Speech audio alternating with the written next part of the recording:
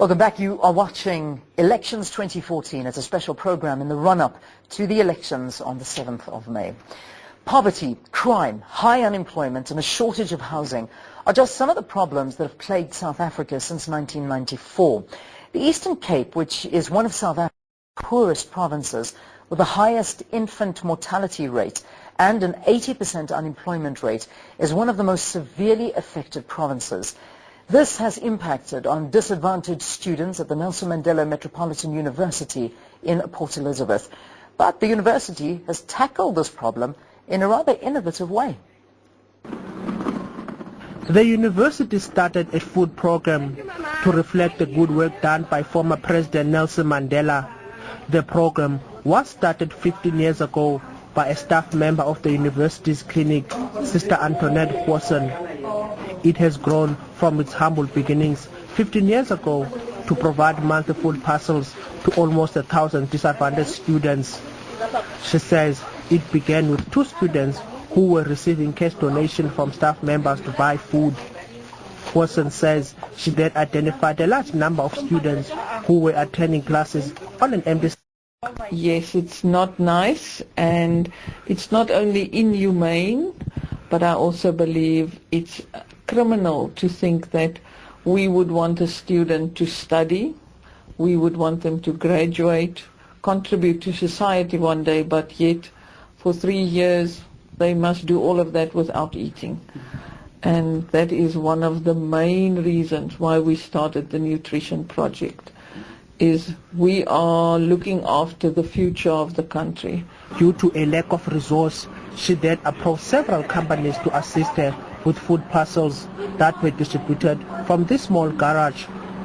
One of South Africa's leading consumer goods companies, Tiger Brands, has been at the forefront of assistance in distributing food parcels. Watson says other companies also responded positively to her request, and program has grown in the 15 years since it was started. She and now provide about 1,000 students with a balanced meal to take home. The parcels contain rice, mini meal, samp, beans, tin food and cereal. Never ever had one person abuse the system. We've only had very positive responses. We've had many of them write beautiful letters saying thank you for a little bit of food that assisted them to stay up late at night to study. And to see a student walk across a stage and graduate, come down the stage and come give you a hug and say thank you for your food that assisted my studies. The program started with a small vegetable garden on campus. Now the university is planning an organic vegetable garden to add to the parcel. Lecturers say they have noticed improved academic results since the food program was initiated. Our teaching and learning policy at the NMMU are very explicit to say that we must adopt a humanized pedagogic, and that is what we try to do in our practice here. By adopting a humanized pedagogic is to look at the student from a holistic point of view. I've seen how that nutritional packet, what they get on a monthly basis from the health clinic, makes a difference, because my job basically is to help them study, is to help them pass, is to help them succeed and go through their first year not failing modules. And I have seen by having the support to students that it does make a difference. I see it in their well-being. The program has also been expanded to other NMMU campuses at George, Missionville and the South Campus. We come from different backgrounds. Our parents cannot afford to provide funds for us. NSFAS is not assisting us. We don't have money to buy lunch during intervals. This project is going to assist us to concentrate in class. Because when I started last year, and NSFAS sometimes did not give us our food money. And then we used to come to the clinic, we sign, and they look at our backgrounds if NSFAS is providing or not.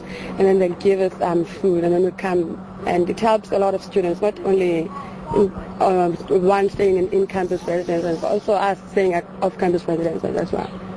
So we were told that there's this project that is new at NMMU that we can come and fetch food at the clinic.